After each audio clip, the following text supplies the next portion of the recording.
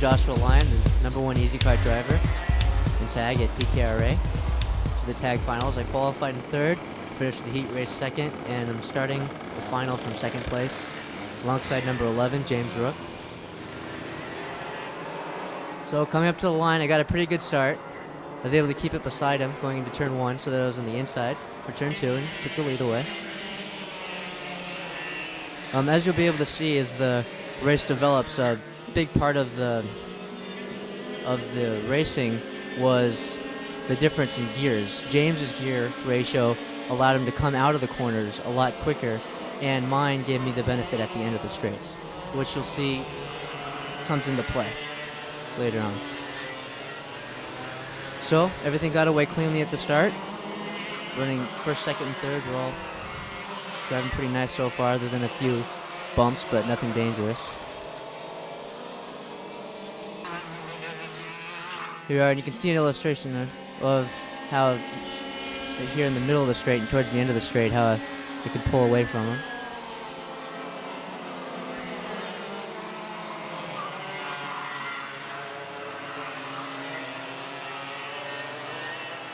Got a pretty good opening, first few opening laps. So I was able to keep good car length or 2 in between us the whole time. Till later on he closed up some.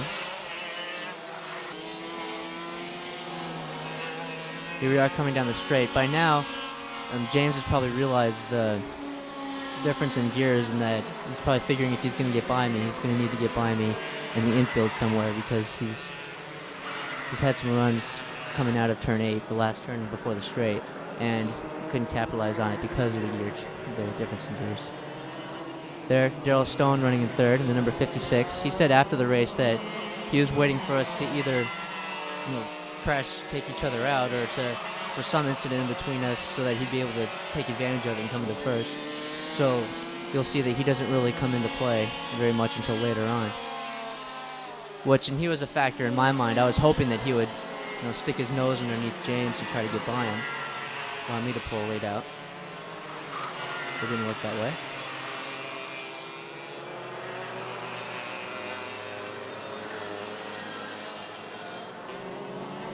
You see James got ahead of me. He got beside me coming out of turn 2, so it's put him on the inside for turn 3.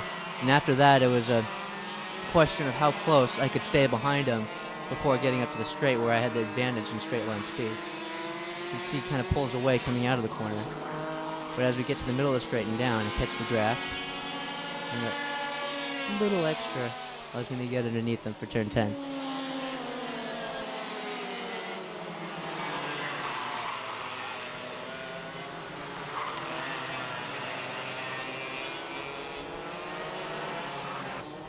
But fine, going through turn 4.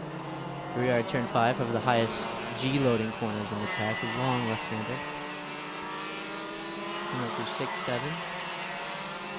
Out of 8, there. I made a little mistake coming out of 5. He got a little beside me, so he's a little closer this lap. Going through turn 10. Takes a little wide line coming out, and you get beside me going to 11. And had to give up the line as he drifted out. Since he was leading, he had the line. So again, it's instantly a question of, how close can I stay to him? I'm going to stay as close to him as I can up until the straight, and let that advantage I have on the straight, even though it's a disadvantage in the infield, I got to minimize that, make it the smallest disadvantage there can be.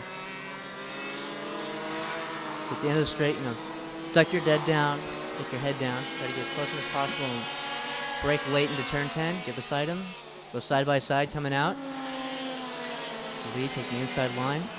I went in a little bit too fast. He got beside me, but I'm not giving it up yet. It's a lot like the start now, except he's a little farther ahead than I was at the start. And going side by side, I'm not going to give it up through turn 2. And turn 3, he has the line, and I have to let him go ahead. And you see Daryl, he pokes his nose underneath me there real quickly, but he thinks better of it.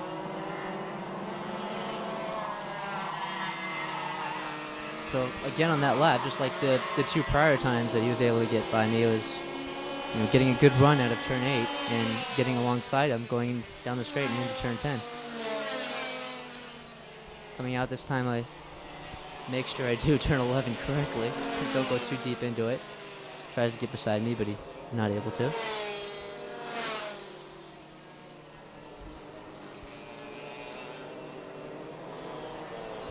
You see Daryl Stone there running in third. He's starting to get a little bit closer to us.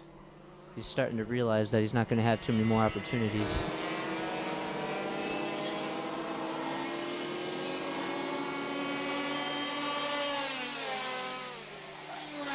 And at this point, I have a fairly good idea of what James is capable of and what type of driver, what type of racer he is. So I have adjusted my driving to either defend where he might try to get by, or to go a little bit faster here so he can't get beside me, or change my line here so he doesn't try to get underneath me. I was lucky to be driving an easy kart in this race. To get hooked up with them, you can take it to the limit almost immediately. Going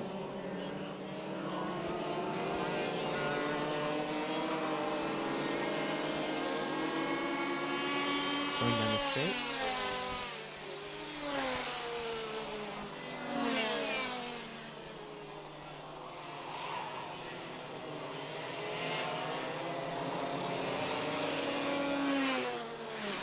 Okay, the flagman gives the 2 laps to go signal. And James is just as well aware of it as I am. Oh, I made a little boggle coming out of turn 8, so he was able to get beside me, but has to tuck back in before we get to the kink turn 9.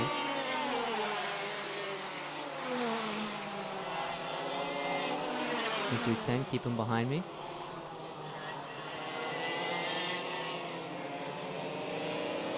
Yep, coming up to the white flag, last lap of the race.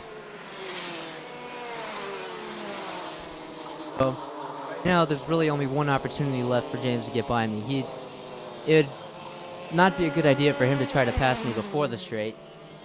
Him being the experienced driver he is, he would know that I would most likely just get right back by him. So he gets a pretty good run out of turn 8 here, you see. And he's coming right behind me, so he's going to try to make the next move, if anything, in the last 2 corners. Going through turn 10. Takes a wider line coming out, and he brakes really late. So I was able just to cut right back across and get back in front of him. Turn up to the checkered flag.